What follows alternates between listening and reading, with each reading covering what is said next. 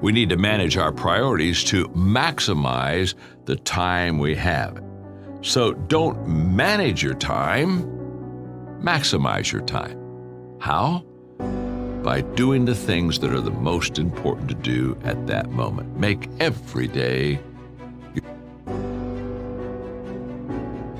that I do to work from home effectively.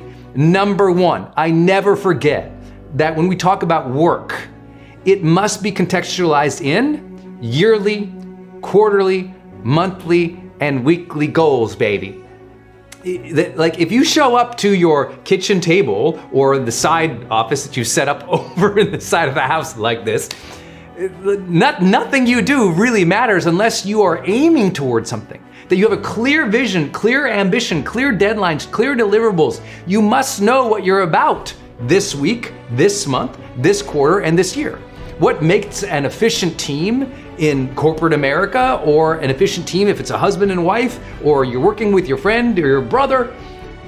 It's all about, what are we after this year? So I begin this entire thing with, do you know what your goals are by the end of this year? Do you know what this month's goals are and next month's goals are? Do you know what this week's goals are? Like literally as you're watching this, I'd love for you to think about, do you know the 10 things that you were after this week? Specifically what you're gonna do this week. And if not, let's not fool ourselves that it's, oh gosh, working from home is hard because I'm interrupted by this person or that person, or now I'm doing a lot of virtual Zoom meetings. No, you don't know what you want. That is the problem. You don't have clarity. And no clarity, no change. No goals, no growth. So let's be honest. It doesn't matter where you're working from, home, cafe, on the road, in the car. I don't care. At the end of the day, do you know what you are after? So taking the time to know what your yearly, quarterly, and weekly goals are, absolutely essential to success.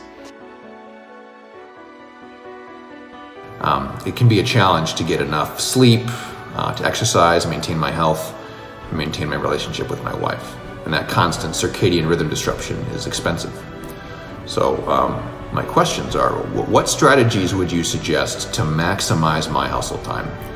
And what should I tell myself when I have pages to do, but all I want is to take a nap? Thanks, Tom.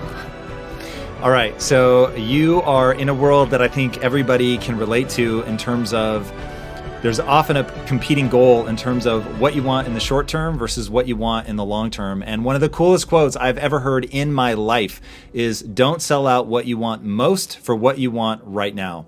And I think that is a quote to live by right there.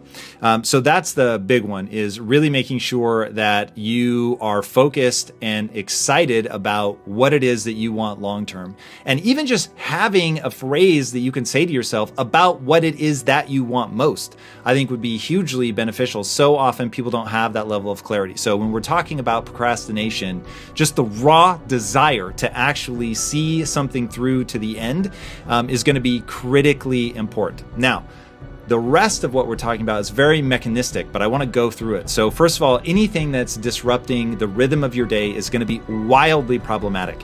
I will answer the question assuming that there's just absolutely nothing you can do about that, but I want to sneak in a quick little answer for anybody else that finds themselves in a similar situation. If there's any way for you to get out of the situation where you are constantly having the rhythm of your day disrupted, I highly encourage it.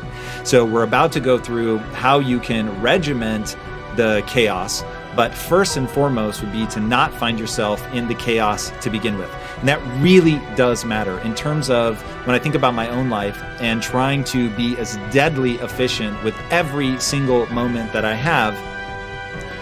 Eliminating disruptions is a big one. Okay, now assuming that you can't eliminate the disruptions, then you're going to need to start building some rules into your life so that any moment where you have, let's say, that rule might be, if I have any consecutive 3 minutes, where I know 3 minutes are available, then I'm going to immediately do X. Now, that X might be journaling. So you keep something like Evernote on your phone, and you have a topic preordained, something you already know that you're going to do. And whenever you have a gap, because look, some gaps just aren't going to be worth it. So if I had a 90-second gap, I may not fuss with it. It's going to take 20 seconds just to get your phone out and get the app open and have it refresh and all of that. But if you're really hardcore and you say anytime where I have a 3-minute stretch, then I'm going to make sure that I immediately begin doing something that's productive. A big part of making limited windows like that productive is the following. So first and foremost is having an important things list. And by having that important things list, you're going to be able to immediately slide into knowing exactly what you should be doing so that you don't spend the 3 minutes just trying to figure out what it is that you're going to do.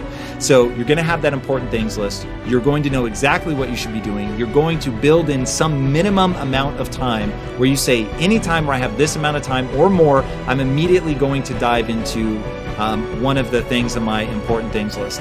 Now, important things list shouldn't all be just these gargantuan things that require hours and hours of time.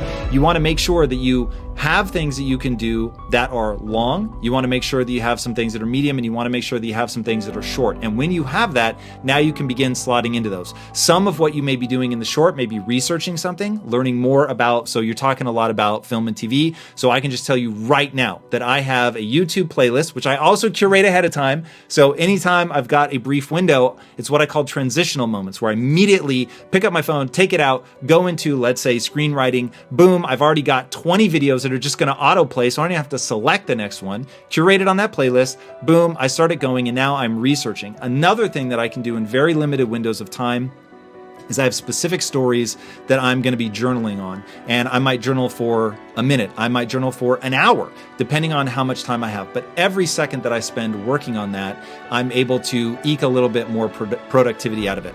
So that's huge. You're going to need to make sure that you get sleep. That's going to be really critical. And then you need to prioritize things in your life. You mentioned your wife. So for me, my wife is number one. Now, not in terms of time allocation, but in terms of importance. So when I know that there's any friction there, I'm going to deal with that first. When there's, I need to capture joy or something to really reaffirm the relationship and make sure that it is this beacon of joy and hope in my life, I'm going to do that. So putting your values in life in ranked order is going to be critically important. I love it when people come up to me and say, John, could you talk to me about time management? My answer is always the same. No, I really can't. Now, why do I say no when somebody wants me to talk about time management? It's very simple. You can't manage time. My name's John. Welcome to Minute with Maxwell, and we're going to talk about this just for another half a minute because, you see, when you manage something, you do so to keep it going. Well, you don't need to keep time going. You don't even need to watch it. You can be completely unaware of it. You can go to sleep. Doesn't matter. Time just continually moves. Doesn't need you. It doesn't need me. It just keeps moving. We don't need to do time management because there's nothing to manage. It's automatic. It continually moves. What we need to do is priority management. With the time that is continually slipping away from us, we need to manage our priorities to maximize the time we have. So don't manage your time, maximize your time. How? By doing the things that are the most important to do at that moment. Make every day your masterpiece. That takes me to the first point that I want to share with you, and that was there's no such thing as time management. You cannot manage time. The only thing that you can learn how to do better is manage what you do in time. Now, if you analyze or do any research on highly productive people, they are 2, 3, 4, 5 times more productive in what they do than other people.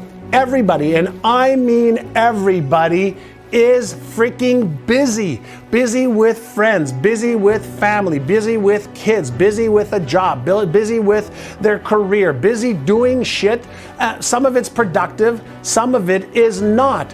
write this down, okay? Somebody type this out. Don't confuse activity with productivity. Write it down for me. Somebody, write it down. Don't confuse activity with productivity, okay? So, what does that mean? It means that most people are doing busy work and they're confusing. Thank you, Sharina. They're confusing being busy and being tired at the end of the day with getting the most important things done. So that's why I said there is no such thing as time management. The only thing you can manage is what you do in the block of time while you're awake.